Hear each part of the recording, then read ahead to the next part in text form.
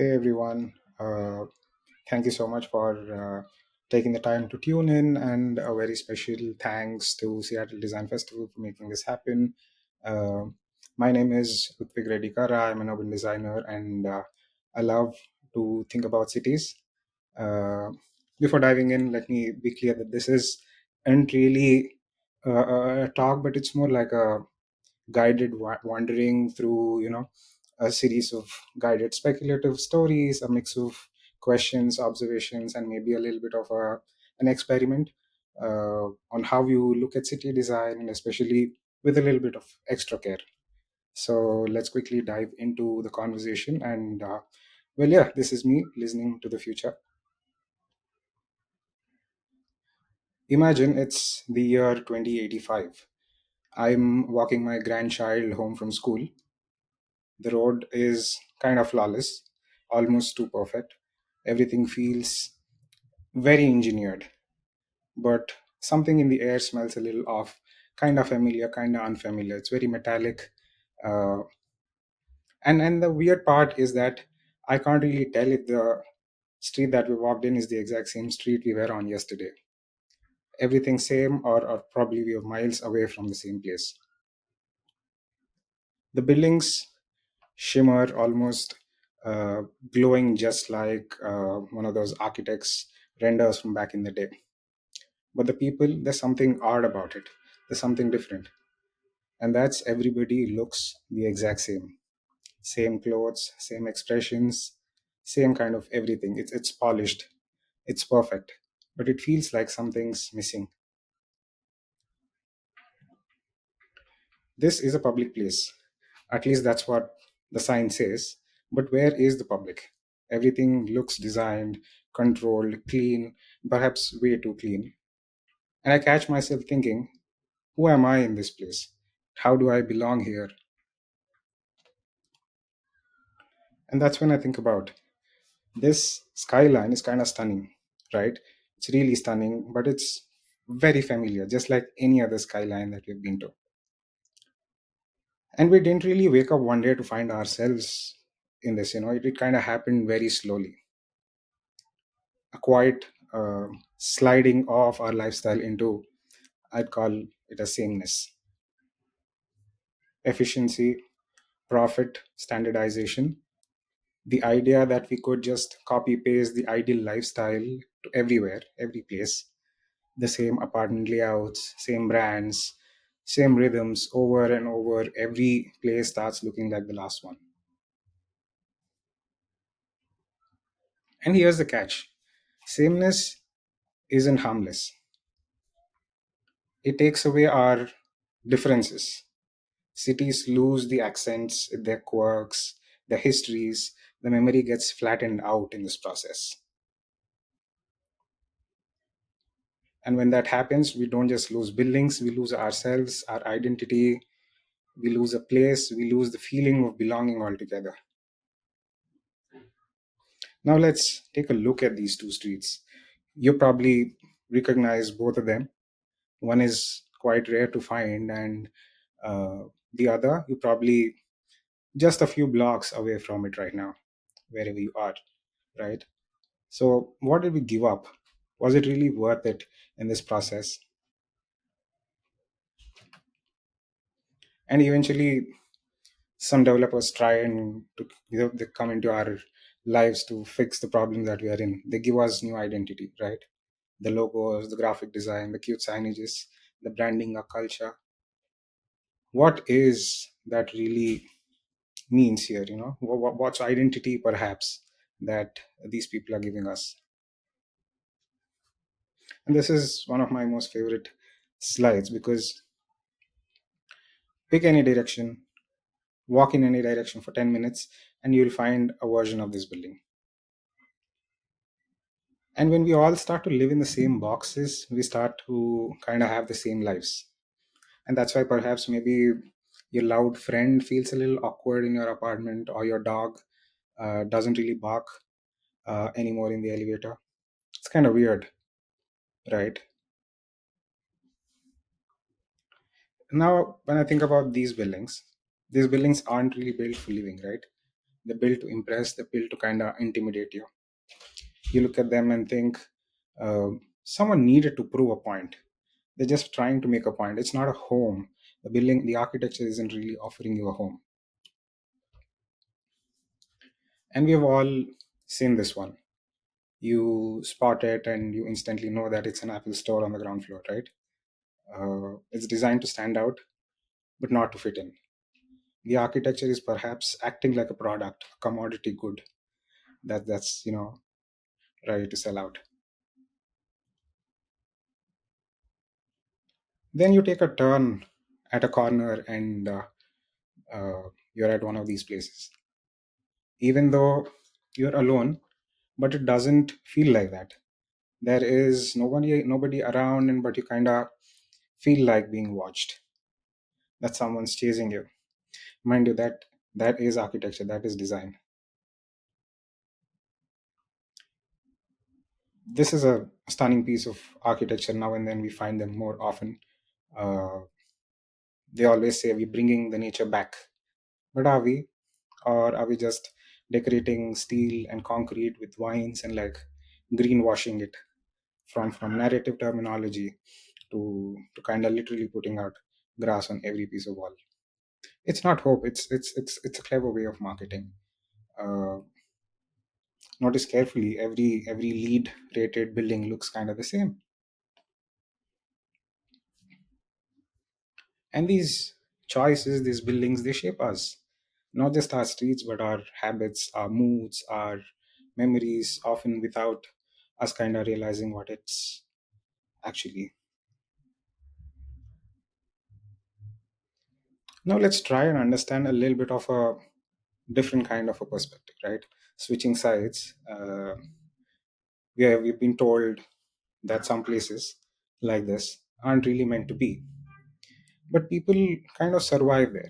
They thrive, and even though it's kind of messy, it's impressive. It's improvised on the minute, but it's real. It's raw. There's resilience in those cracks and that temporariness, because after all, isn't survival the most basic human instinct, right? And thinking about indigenous ways of building, they kind of teach us something very important. Softness doesn't mean weak, and that's a very critical aspect of understanding architecture today. And permanence doesn't always have to be in steel and concrete, and that's the biggest giveaway that indigenous way of construction gives us. Sometimes the homes that kind of leak less are the ones that breathe more. And this is a very interesting uh, kind of intersection to be at.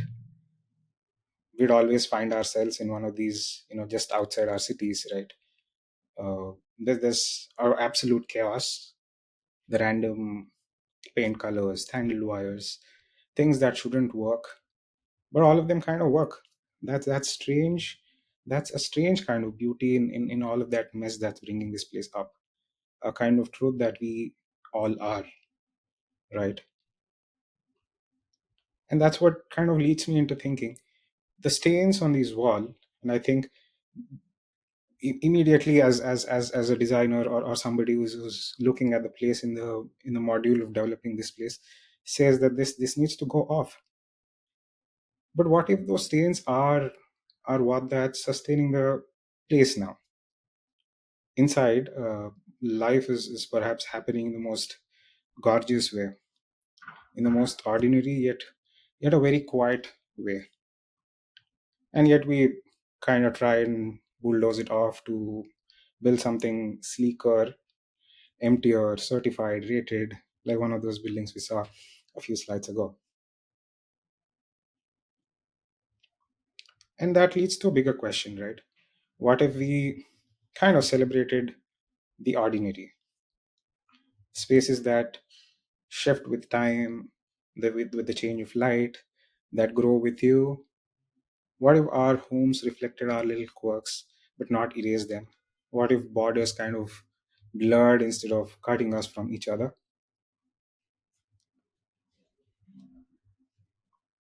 And that leads to like a bigger question, right? Whose city is this after all, right? Is it yours? Is it mine? Uh, it's kind of carved up by the land use codes and permits and property lines and fitting off this unbreakable Jenga block of network. Let's be honest, I think it doesn't feel like ours really. It feels like it belongs to them, the experts, the more than the experts, I'd call them the gatekeepers of how we live, the invisible hands that are kind of moving us and shaping how we live in our society. That brings to the big question uh, of the conversation of the festival. What is feedback in this entire process? Is it a critique, or is it a comment box that is often filled with distasteful uh, elements, and a post, or perhaps a postmortem of a failed cause? Because that's how we've been looking at feedback for most part of our lives. That's when I think, could feedback be a little bit of imagination? Could it be creative? What if we listen to the future and kind of backtrack the entire process? Let it tell us what it needs from us now, not from a place of fear that feedback has always been, but with kind of care, with a little bit of empathy and curiosity. It creates new design ethics for us to think through. And that's where uh, we kind of loop into the idea of looking at feedback from the future, where it's a little task that was played out at the festival with a bunch of audience who were given out prompts on postcards. They were given out very interesting questions, some technical, some kind of playful. There's not really a right answer to any of the question, but then the point was to make them think, uh, pose different kind of questions for the future, and then empathize with that space and moment in time, and kind of look back to today and give us some form of a feedback as to how one could lead the design process today to design that really far future, right? And I'll give away some of the questions that were posed to folks on postcards. uh, First question being, in 2070, you walk your grandchild to school. What does the path look like? What has perhaps changed a lot? Another question being, an indigenous design code became the national standard in 2050. What design values did it kind of centered? You just exited a public library in 2045. It felt more like a temple. Why? You are inside a future public restroom that became a design case study for the world. What makes it so revolutionary? Your city no longer uses zoning. What did that change? You just left a community board meeting. It felt like a festival. But why? And the most fascinating question for me would be, your future city smells like.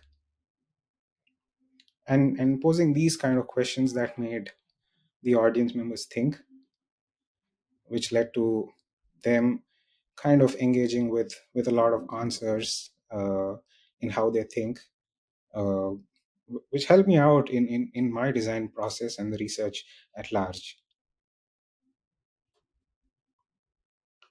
And that's it. Uh, that's it from me. Thank you so much for taking the time out and listening. I do hope you go back to think about those questions, reflect with yourselves, and kind of post those answers around. Uh, Thank you so much.